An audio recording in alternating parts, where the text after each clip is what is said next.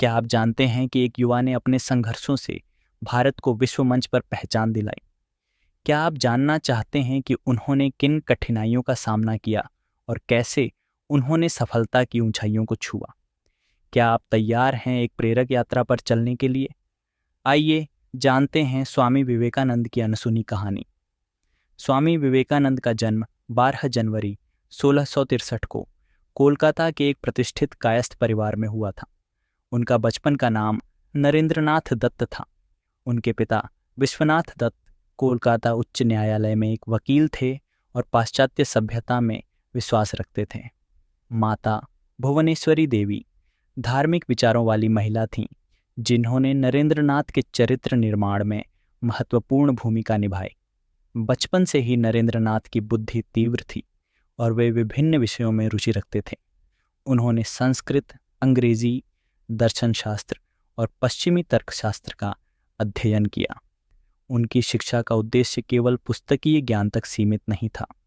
वे जीवन के गूढ़ रहस्यों को समझने के लिए सतत प्रयासरत रहते थे।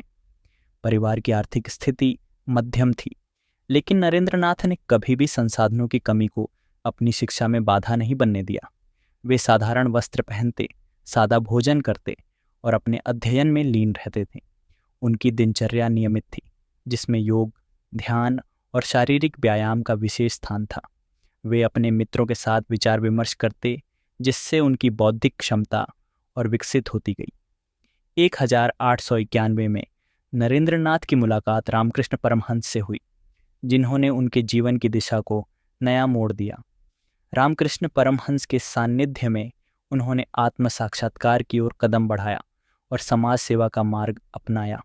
उन्होंने देखा कि समाज में व्याप्त कुरीतियाँ और अज्ञानता देश की प्रगति में बाधक हैं।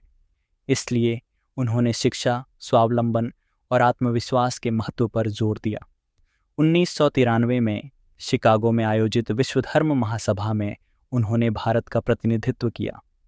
अपने प्रसिद्ध भाषण की शुरुआत मेरे अमेरिकी बहनों एवं भाइयों से करते हुए उन्होंने सभी का दिल जीत लिया।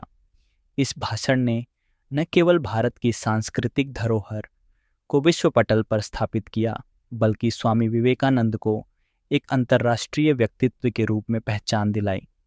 क्या आप अपने जीवन में आने वाली चुनौतियों का सामना स्वामी विवेकानंद की तरह धैर्य और आत्मविश्वास से कर रहे हैं? क्या आप अपने दैनिक जीवन में स्वामी विवेकानंद की शिक्षाओं को अपनाकर आत्म सुधार की दिशा में कदम बढ़ा रहे हैं?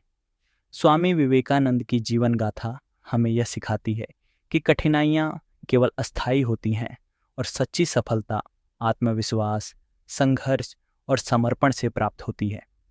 यदि आपको यह कहानी प्रेरणादायक लगी हो तो कृपया हमारे चैनल को सब्सक्राइब करें और इस वीडियो को अपने मित्रों के साथ साझा करें।